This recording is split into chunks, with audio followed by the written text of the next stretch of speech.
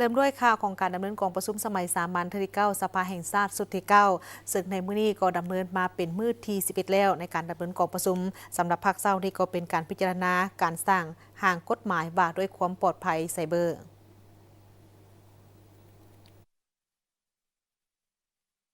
นำท่านผู้ชมมาติดตามมื้อที่11ของการดำเนินกองประชุมสมัยสามัญที่9ของสภาแห่งชาติสุดที่9ซึ่งว่าที่ประชุมแม่นได้พิจารณาการสร้างห่างกฎหมายว่าด้วยความปลอดภัยทางไซเบอร์วันที่23มิถุนายน2025เป็นมื้อที่11ของการดำเนินกองประชุมสมัยสามัญที่9ของสภาแห่งชาติสุดที่9ภายใต้การเป็นประธานของท่านสุวรรณเรืองบุญมีห้องประธานสภาแห่งชาติของประชุมได้รับฟังการพิจารณาห่างกฎหมายว่าด้วยความปลอดภัยทางไซเบอร์ซึ่งเป็นกฎหมายสร้างขึ้นใหม่เสนอโดยท่านบเวียงคำวงศ์ดารารัฐมนตรีกระทรวงเทคโนโลยีและการสื่อสารซึ่งได้ยกให้เห็นเหตุผลและความจำเป็นในการสร้างห่างกฎหมายเพราะในปัจจุบันสปป.ลาวกำลังก้าวเข้าสู่ระยะสำคัญของการหันเป็นดิจิตอล3เสาค้ำคือรัฐบาลดิจิตอลเศรษฐกิจดิจิตอลและสังคมดิจิตอลแผนพัฒนาเศรษฐกิจสังคมแห่งชาติ5ปีครั้งที่9ได้เน้นใส่การหันเป็นดิจิตอลโดยเฉพาะการพัฒนาเศรษฐกิจดิจิตอลให้เป็นหนึ่งปัญหาสำคัญในสุ่มปีต่อหน้าในการยกระดับคุณภาพชีวิตของประชาชนและเชื่อมโยงกับภาคพื้นและสากล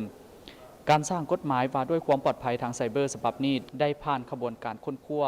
ที่เป็นระบบหลายกว่า3ปีได้ดำเนินการทับทามคำเห็นอยู่ขั้นศูนย์กลางขั้นท้องถิ่นในเดือนสิงหาคม2024เสนอผ่านกระทรวงยุติธรรมเพื่อกฎกาในต้นเดือนสิงหาคม2024เข้าพิจารณาในกองประชุมสมัยสามัญของรัฐบาลเดือนพฤศจิกายน2024และเสนอต่อกองประชุมสมัยสามัญที่9ของสภาแห่งชาติสุดที่9องค์ประกอบหางกฎหมายว่าด้วยความปลอดภัยไซเบอร์ประกอบมี10ภาค11หมวดและ79มาตรา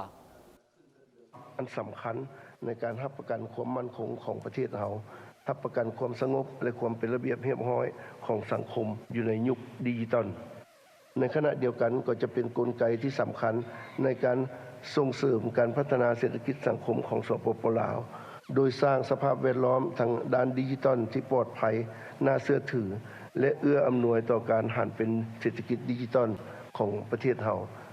การจัดตั้งปฏิบัติกฎหมายฉบับนี้ให้มีประสิทธิผลจะช่วยให้สปป.ลาวก้าวสู่การ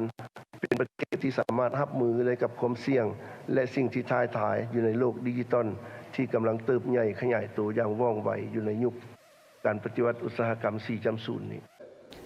การสร้างกฎหมายว่าด้วยความปลอดภัยไซเบอร์มีเป้าหมายเพื่อกำหนดหลักการระเบียบการมาตรการเกี่ยวกับการคุ้มครองและการติดตามกฎกาเวียกงานความปลอดภัยไซเบอร์เพื่อเหตุให้เวียกงานดังกล่าวได้รับการจัดตั้งปฏิบัติอย่างมีประสิทธิภาพและประสิทธิผลแนใส่ปกป้องความมั่นคงของชาติความสงบและความเป็นระเบียบเรียบร้อยของสังคมพร้อมทางรับประกันความปลอดภัยของข้อมูลข่าวสารระบบโครงหลังพื้นฐานข้อมูลข่าวสารที่สำคัญของชาติและระบบดิจิตอลของรัฐองค์การจัดตั้งและบุคคลนอกจากนี้ยังมีจุดประสงค์เพื่อส่งเสริมการพัฒนาเศรษฐกิจสังคมดิจิตอลอย่างปลอดภัยและยืนยงสร้างความเชื่อมั่นในการนำใช้เทคโนโลยีดิจิตอลและอินเทอร์เน็ตพร้อมทางสามารถเชื่อมโยงกับภาคพื้นและสากลภายหลังได้รับฟังการรายงานทางกฎหมายแล้วประธานกองประชุมได้มีคำเห็นให้ทิศในการประกอบความคิดเห็นของบรรดาทานสมาชิกสภาแห่งชาติเข้าใส่ห่างกฎหมายฉบับดังกล่าวเป็นต้นแมนมาตรา15การกำหนดแขนงการโครงหลังพื้นฐานข้อมูลข่าวสารที่สำคัญของชาติได้กำหนดมี11แขนงการมาตรา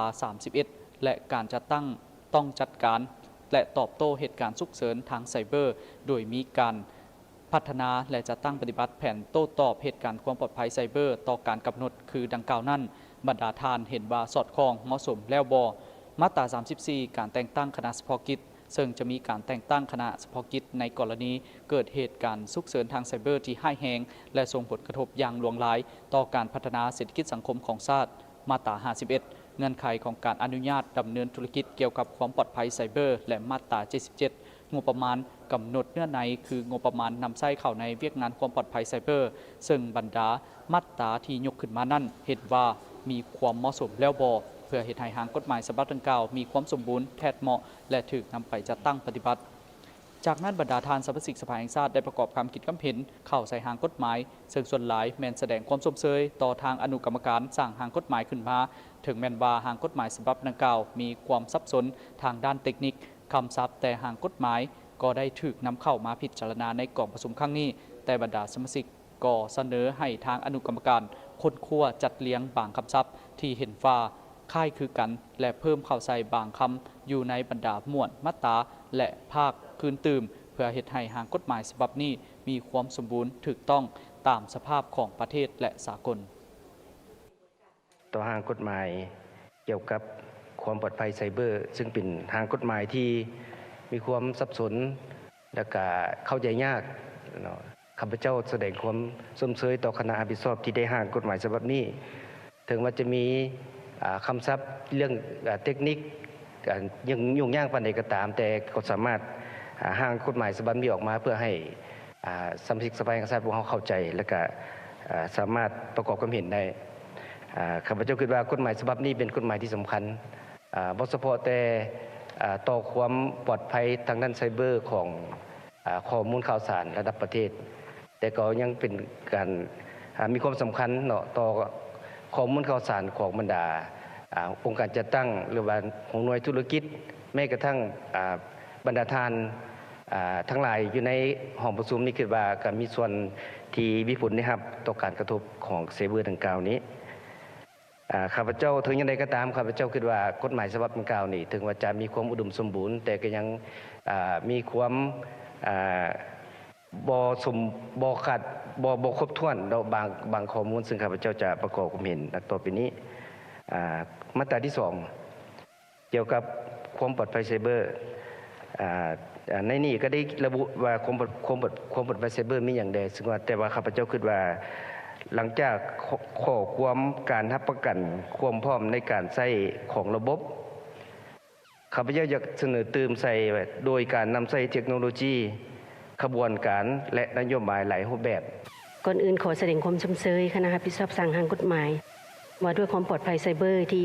มีความพยายามสร้างหางกฎหมายฉบับนี้ขึ้นมาซึ่งเป็นกฎหมายฉบับสร้างใหม่และเห็นว่ามีเนื้อในอุดมสมบูรณ์พร้อมกันนี้ก็ขอแสดงความเคารพและเห็นดีต่อคำเห็น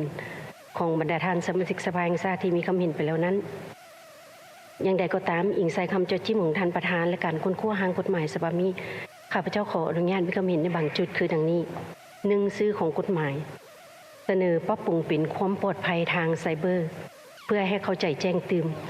ตามที่ข้าพเจ้าได้อ่านเนื้อในของหลายมาตราเป็นมาตรา2มาตรา3มาตรา29 33 35 37และมาตราอื่นๆของหางกฎหมายฉบับนี้ได้ใช้คำว่าทางก่อนหน้าคำว่าไซเบอร์นั้นมีหลายคำเช่นการโจมตีทางไซเบอร์ภัยคุกคามทางไซเบอร์ภาวะฉุกเฉินทางไซเบอร์เหตุการณ์ฉุกเฉินทางไซเบอร์การตอบโต้เหตุการณ์ฉุกเฉินทางไซเบอร์และอื่นๆนั่นก็คือวาระการดำเนินการประชุมสมัยสามัญเทื่อที่9ของสภาแห่งชาติสุดที่9ในภาคเช้าของมื้อนี้ส่วนวานในภาคบ่ายทีมข่าวโทรภาพแห่งชาติลาวจะนำเสนอในข่าวภาคค่ำประจำวันจากโทรภาพแห่งชาติลาวศรีสุวรรณถ่ายภาพดวงวิเศษมิตรพรรายงานจากสภาแห่งชาติลาว